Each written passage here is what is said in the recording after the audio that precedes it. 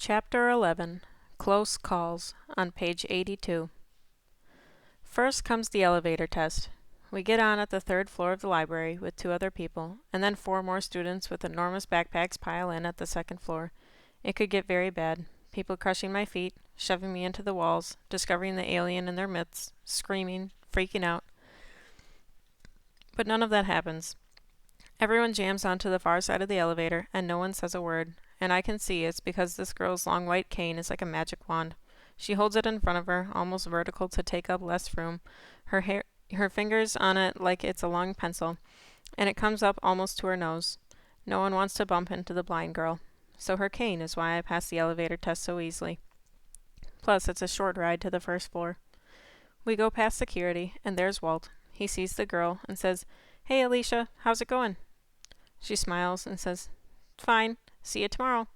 We don't slow down, and now I know her name, Alicia. I feel awkward. I don't know if I should offer to guide her or what.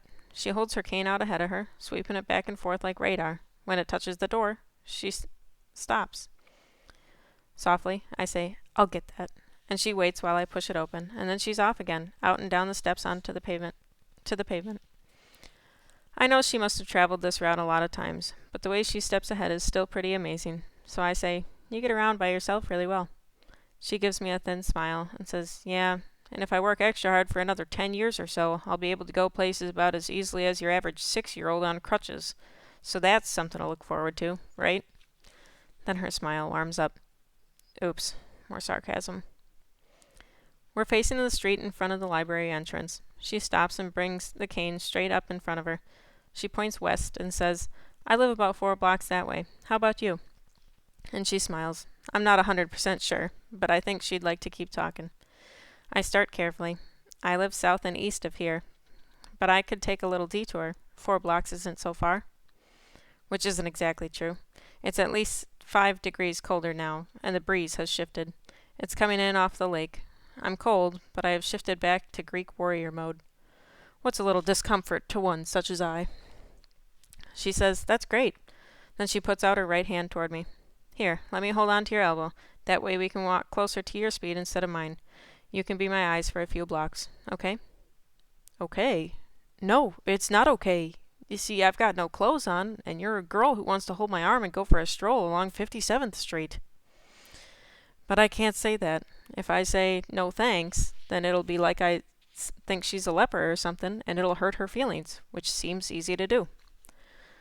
So I take half a step closer, and I stick out my elbow and bring it to her hand, which is not so easy when you can't see your own arm. She takes hold lightly, and we start walking west. I have to shorten my stride because I'm taller. I'd like to just walk along and talk with her, but there are other people on the sidewalks, too much else to deal with. But when we get away from the library, there are fewer people, and there's also traffic noise, so I'm not afraid to talk. Plus, she's right about people avoiding her. No one walks near her. No one even looks at her for more than a second. "So I heard Walt call you Alicia back there. Nice name." She says, "Thanks. What's yours?" "Bobby. Bobby Phillips." I stink at small talk. We walk along, just walking, and that's fine because a guy and a girl come up right behind us, and then they split and go past on either side of us when we're almost to Ellis Avenue. The guy is on my side, and I'm ready to dodge him if he starts to plow into my space, but he sees Alicia's white cane and makes a wide arc to my right, saved again by the magic wand. Then I say, "So if you're doing this walk alone, you're listening to the traffic, right? To tell when the lights have changed?" She nods. "Yeah, and the sounds let me know how close I'm getting to the corner, too. That helps if you have to be ready for a step down. But I know this route really well, and all the curbs have wheelchair cuts. Those are good for me, too." And then we're at the corner, and the light has changed, and we're halfway across the street. Then, trouble. Whipping up the opposite sidewalk from behind the parked cars, it's a boy, and he's kicking along on a little silver scooter. He's about 12, and he's got some control problems with the thing, and he's got his head down, and he can't see us because his helmet has a visor, and he's really moving.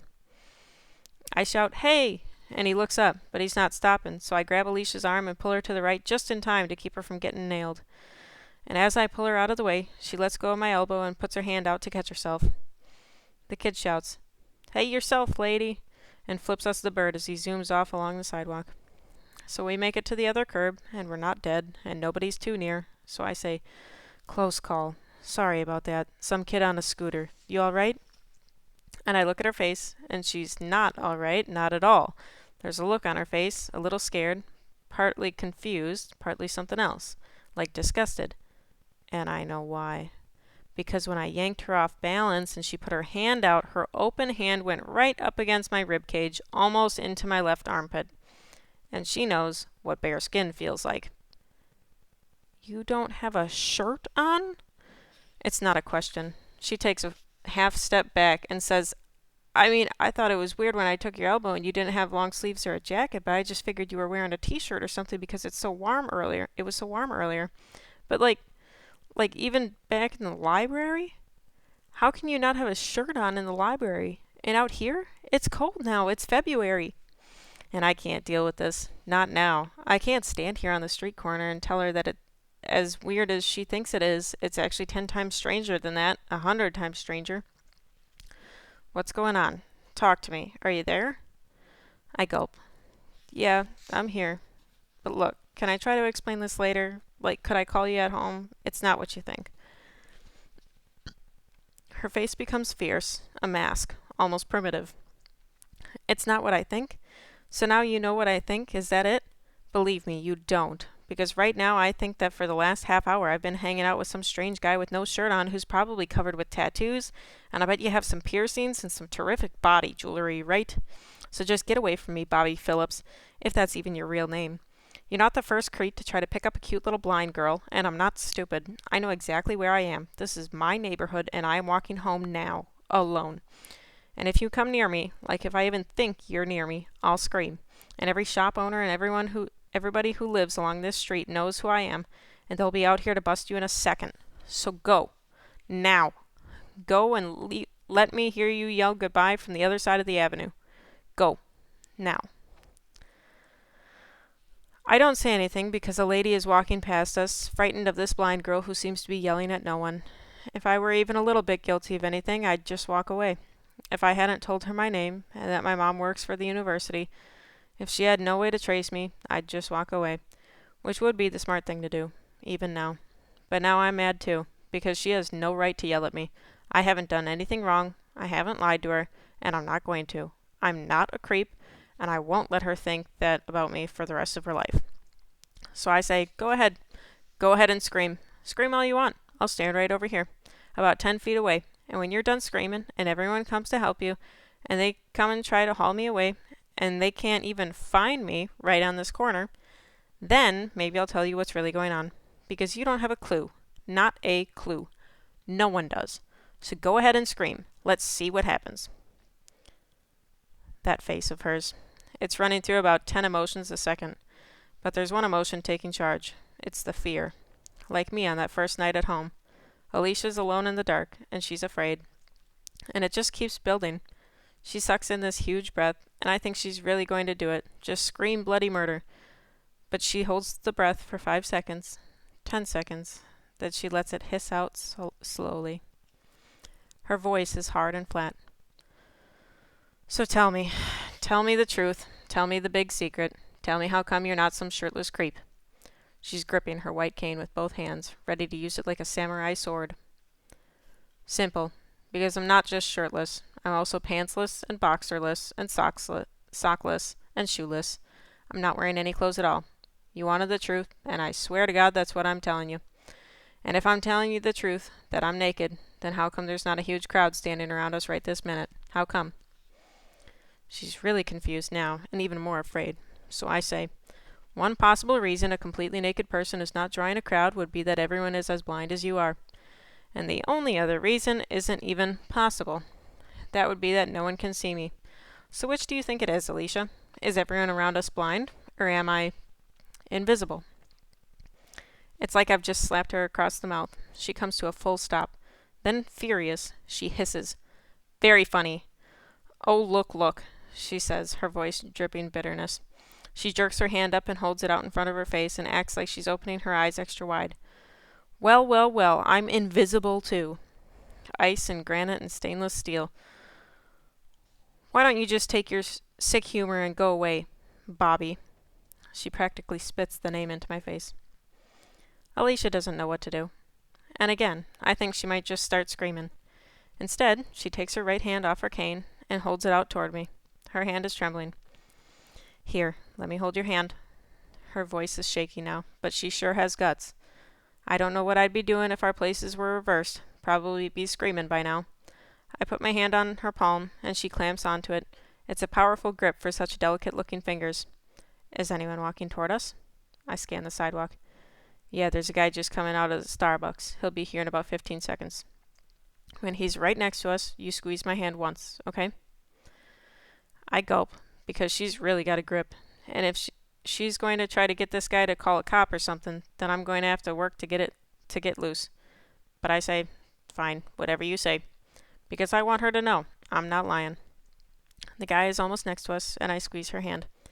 Excuse me, sir? She's cute, and she's good at asking for help, and the guy stops.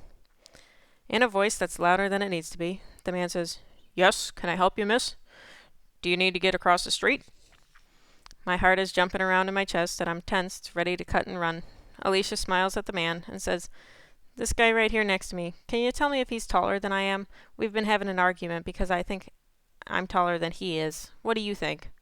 Her hand tightens around mine. The man is torn. He doesn't see a thing.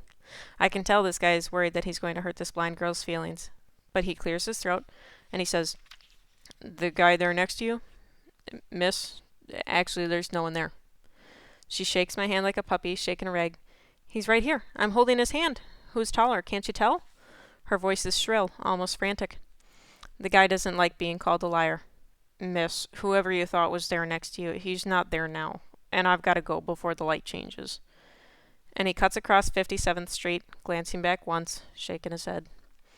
And now there's a new look on her face. New for Alicia, but I've seen it before. On Mom's and Dad's faces that very morning. It's the look of someone who's trying to process impossible information.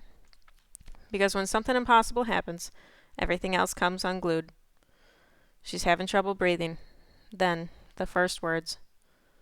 So, you're really... Yeah, I say. Invisible. Then she finishes her sentence. Naked? And I have to laugh a little, and I say, yeah, that too. And you're not some creep? Like you're really Bobby Phillips and you go to the lab school and your mom teaches literature, just like you said? And this is really happening to you? Like for real? Really, I say. I'm not making this up. How could I? You heard that guy. He couldn't see me. No one can if I don't wear clothes. And I came out without clothes today because the only other way is to get completely covered up like I was on Tuesday. Except earlier today, it wasn't cold enough for that, and I had to get out of the house for a while. I had to. Then I say, Look, can we move over closer to the buildings? Because people keep coming past us, and you look funny here talking to no one. Over here. She nods and follows my voice, tapping with her cane until she reaches the wall, looking sort of dazed. She's shaking her head. But how did it happen? Like, why you? I give an involuntary shrug. That's what I've got to find out, and I have no idea. And again, that fact hits me like a bus. I have no idea, and neither does my dad. He's a science wonk. He sounds a lot like your dad, maybe worse. He's real smart, and he doesn't even have a theory. Only me and my mom and my dad know about this, and now you. She's standing there next to a drugstore window, the sharp breeze blowing her hair across her face, and she's trying to get her mind around it all. And she's doing a lot better than my parents did. A sudden blast of frigid air hits us from the east, and she shivers. Then this look comes over her face. It's a mom look. And in a mom voice, she says, You must be freezing. Yeah, but everything's pretty intense for me right about now, so I don't think about it much. You want some cocoa? They have good cocoa at Starbucks. Really, you need to warm up. Here, put your left hand on my cane out there in front of me, and you can just walk in with me. Everyone gets out of my way. Let's go. And she turns toward the coffee shop, and I hold the cane, and in we go. She buys a tall cup of cocoa and asks for 2 straws. I steer her to a pair of stools against the wall. She pops the top off the cup and puts both straws into the drink. I start to bend toward the right-hand straw, but she whispers, Too hot. It's always too hot. Just stir it for a minute or two. There's a man at a small table about 3 feet from us. He glances up when he hears Alicia whisper, but immediately looks back to his newspaper. I guess blind people are allowed to whisper to themselves if they want to. Probably anybody is. When the cocoa's drained down to the sweet dark stuff at the bottom of the cup, we get up and walk back outside, then to the corner. The clock on the bank across the street says it's 4:28, 58 degrees. Alicia says, "Sorry I got so mad. I'm always getting mad." I say, "Me too." Then I say, "I've got to get home. My mom's probably tried to call about 10 times, and I've got to let her know I'm okay before she calls the National Guard or something. Except she can't, because we're not telling anyone about this. My dad thinks that I'd get abducted by the government or something, and he's probably right. He'll go nuts if he finds out I told you, so you've got to keep this a secret, okay?" She nods, dead serious. "Absolutely." Then a thought runs across her face, and she grins. "But don't worry, because if I go to my mom or dad, or anybody, and I say, 'Hey, guess what? I drank some cocoa today with this invisible boy,' who do you think is going to have a problem, you or me?" I laugh a little, and then say, "Listen, I've got to go." She says, "I'll be in that room again tomorrow from 1 to 3, and if you want to call sometime, my last name is Van Dorn." "Good. I'll try to come tomorrow, maybe about 2, okay?" And she smiles and says, "Good. See ya, Alicia." Bye, Bobby. When I'm on the other side of Ellis, I look back. Alicia's walking away, working the long white cane, heading home. I turn and start jogging, and I feel strong. I am the Greek warrior, and I know exactly what this soldier is going to do when he gets back to the barracks. He's going to take a long, hot bath. And as I trot along, I'm doing something I haven't felt like doing for at least 2 days.